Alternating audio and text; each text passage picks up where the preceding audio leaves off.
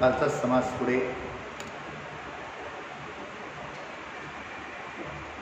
तसाच चित्र ठेवलेला आहे, त्याचाच भाग आहे, कालच्या समासाचाच भाग आहे. दुसरा समास म्हणजे श्रवण. श्रवणाला फार महत्त्व आहे, कालच सांगितलं. लोक ऐकतात पण त्याचा वरवरचा अर्थ घेतात. व्यावहारिक गोष्टींचं श्रवण आणि आध्यात्मिक ज्ञानाविषयीचं श्रवण ह्याच्यामध्ये फरक आहे. आध्यात्मिक ज्ञान हे सिद्धांत स्वरूप असते, सिद्धांत स्वरूप. आणि जे व्यावहारिक ज्ञान आहे, प्रापंचिक ज्ञान आहे, भौतिकाचे ज्ञान आहे, त्या मायवी विश्वाविषयीचं ज्ञान आहे. हे मायवी विश्व नित्य आहे, स्वप्नवत आहे. मग त्याच्याविषयीचं ज्ञान सुद्धा तसंच असतं.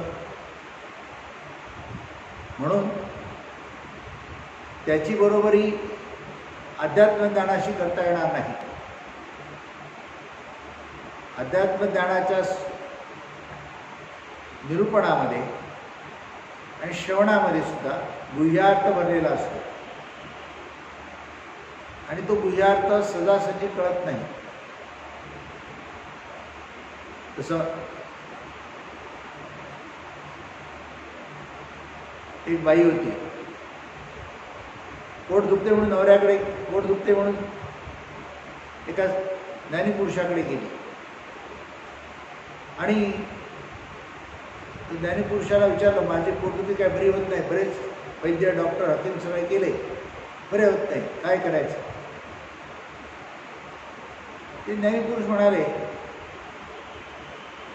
तू गंगा भागीरथी झाल्यावर होईल. आता त्या बाईला काही ते गंगा भागीरथीचा अर्थ अडाणी बाई होती, शिक्षित बाई होती, कळलं नाही. पण तिचा जेव्हा नवरा मेला तेव्हा तिची पोटदुखी बरी झाली. विधवाबाईच्या नावापुढे गंगा भागीरथी असं लिहितात. तिचा नवरा त्याला सौभाग्यवती असं लिहितात. लग्नानंतर कुमारिका लिहितात आणि तिचा नवरा मेला तिथे गंगा भागीरथी असं लिहितात, ग भा असं लिहितात. कित्येक लोकांचा अर्थ पण माहीत नसतो.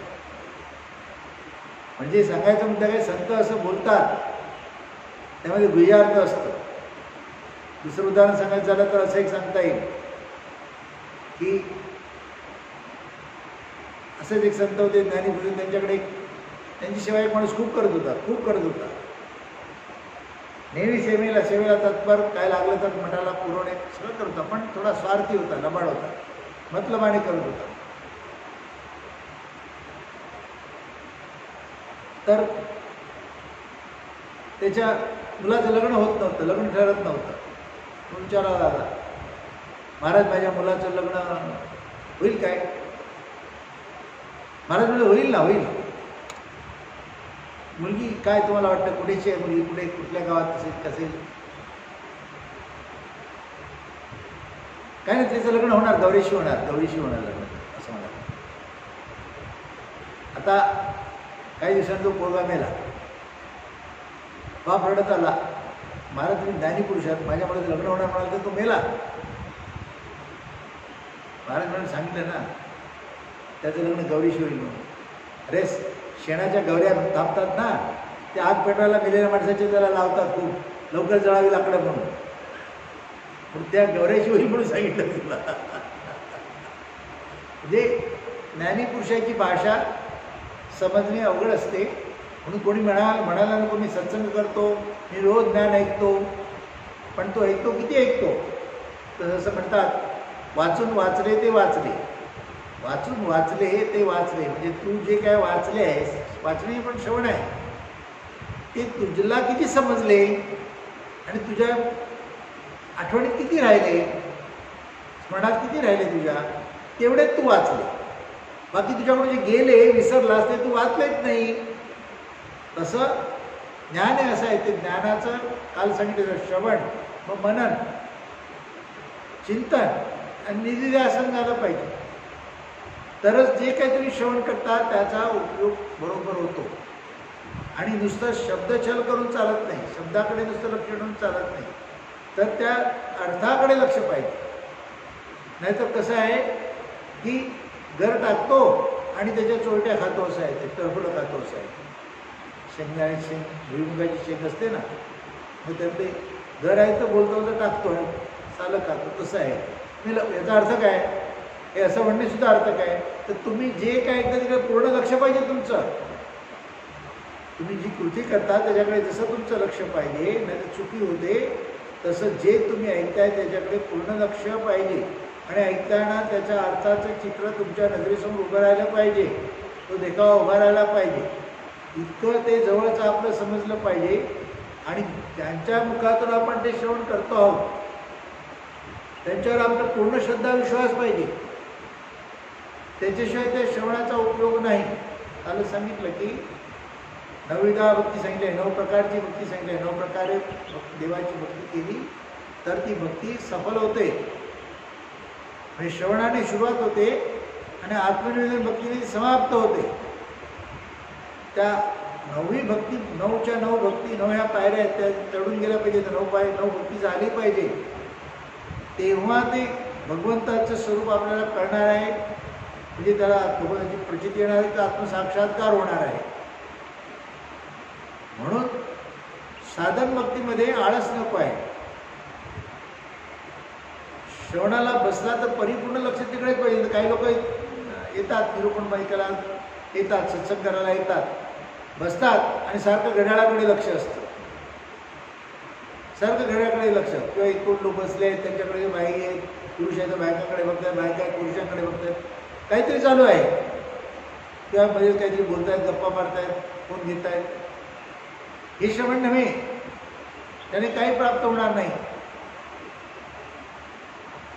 भगवंताला आपलासा केल्याशिवाय शाश्वत सुख समाधान मिळणार नाही.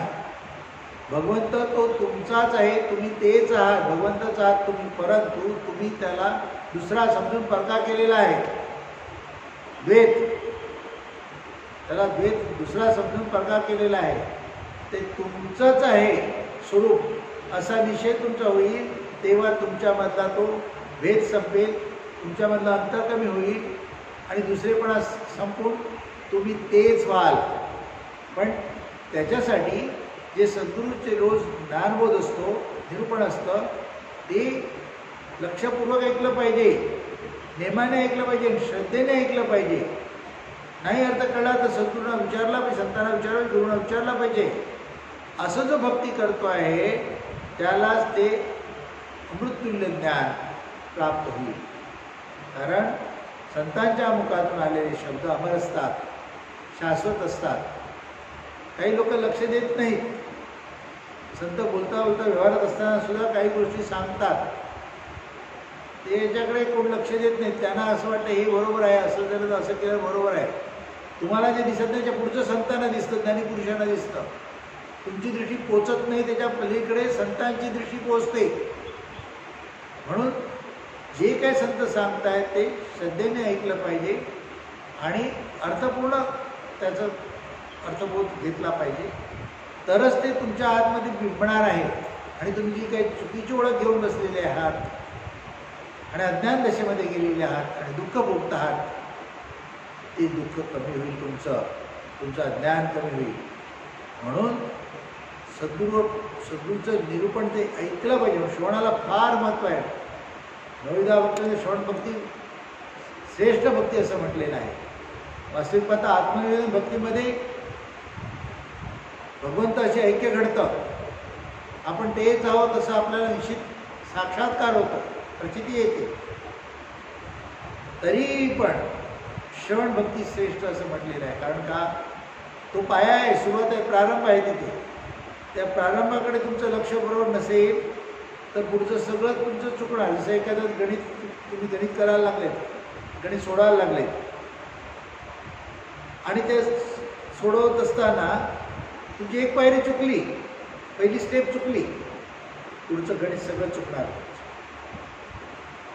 म्हणून जे ज्ञान आहे ते ज्ञान अगदी मन लावून आपल्या कल्याणाचं आहे, ते आपल्याला दुःखातून मुक्त करणार आहे, आपल्याला ते जन्ममरणातून मुक्त करणार आहे, सायुज्य मुक्ती प्रदान करणार आहे आणि चिंतामय दूर करून आपल्याला अभयत्व देणार आहे आणि सुख शांती समाधान प्रदान करणार आहे. असं अमूल्य ठेवा आपल्याला मिळणार आहे. तर आपण किती लक्षपूर्वक ऐकलं पाहिजे, वेळात वेळ काढून सत्संग केला पाहिजे, वेळात वेळ काढून सद्गुरूचं निरूपण ऐकलं पाहिजे, त्यालाच ते प्राप्त होणार आहे, बाकीच्या नाही. म्हणजे कळकळ तुम्हाला किती आहे त्याच्यावर अवलंबून आहे. तुम्हाला कळकळ कळ कळ कळ लागली पाहिजे, ते हवं अशी कळ लागली पाहिजे. जसं भूक लागल्यानंतर कळ लागते अशी कळ लागली पाहिजे, मग ते त्याचं महत्त्वही कळतं आणि मिळाल्यानंतर जे समाधान येतं ते समाधानाचा अनुभव पण श्रेष्ठ असतो. म्हणून ते तिची कळकळ पाहिजे आणि तरच तुम्हाला म्हणजे तुम्हाला त्याचं महत्त्व कळेल आणि मग ते तुम्ही जपून ठेवा, तो आत्मसात परिपूर्ण करा, जपून ठेवा आणि तुमच्या व्यवहारामध्ये जीवनामध्ये त्याचा वापर करा. म्हणजे तसे तुम्ही वागाल. सगळं काय वाचतो ऐकतो, म्हणतात ना काके घेऊन दारा म्हणतो मला संन्याशी करा. म्हणजे तसे लोकांचं तशी भक्ती उपयोगाची नाही, तसं ज्ञानही उपयोगाचं नाही. तर प्रत्यक्ष आपल्यामध्ये ती सात्विकता असली पाहिजे, तो सत्यपणा खरेपणा असला पाहिजे. ते आपल्यामध्ये तसं लोक आपल्या भोवती आलं त्यांना आनंद मिळाला पाहिजे, त्यांना सुख समाधान आलं पाहिजे, प्रसन्न वाटलं पाहिजे. असं तुमचे आचार विचार पाहिजे, तुमचे शब्द पाहिजे. शब्दामध्ये मोठी ताकद आहे. जगातले सगळे व्यवहार शब्दामुळे चालत आहेत. श्रवणामध्ये सगळा व्यवहार शब्दाचाच असतो. म्हणजे जे बोललं जातं ते शब्दाने बोललं जातं आणि जे ऐकलं जातं ते शब्द ऐकले जातात आणि त्या शब्दातूनच अर्थ मिळतो. अर्थ मिळाला की शब्द पोचट, शब्दाला काही महत्त्व नाही. त्या अर्थ आहे तोपर्यंत ते गंधाट आहेत, पण अर्थ मिळाला की शब्दाला एखाद्या भूमिशी घेतलं की दाना घेतलात तुम्ही की मग ते टरफलाला काही महत्त्व नाही. पण त्याचासुद्धा अभ्यास कोणी किती जणांना आहे? आपल्या देहाच्या चार देहाच्या चार अवस्था आहेत. तसं आता मी ते शेंगदाण्याचं उदाहरण दिलं तुम्हाला, ते शेंगदाण्यासुद्धा त्याची अवस्था तशीच आहे. इथे चार कवर आहेत, त्याच्यावर 4 आवरण आहेत. पहिलं जे कडक आहे, भुईमुगा शेतीचं कडक आहे, पहिलं ते काढलं आतले दाणा मिळतो. त्या दाण्याला एक लाल कवर आहे, ते लाल काढलं की मग दाणा पांढरा असा दिसतो. तर दाण्यामध्ये आणखी एक छोटा दाणा आहे. तुम्ही जर अभ्यास कराल ना तर अंकुर येऊन प्लांट झाड होतं, वेल येतो, त्या आतला जो दाणा आहे त्याने येतं, मोठ्या दाण्यातून नाही येत. तो छोटा अंकुर दाणा असतो त्याच्यातून येतं.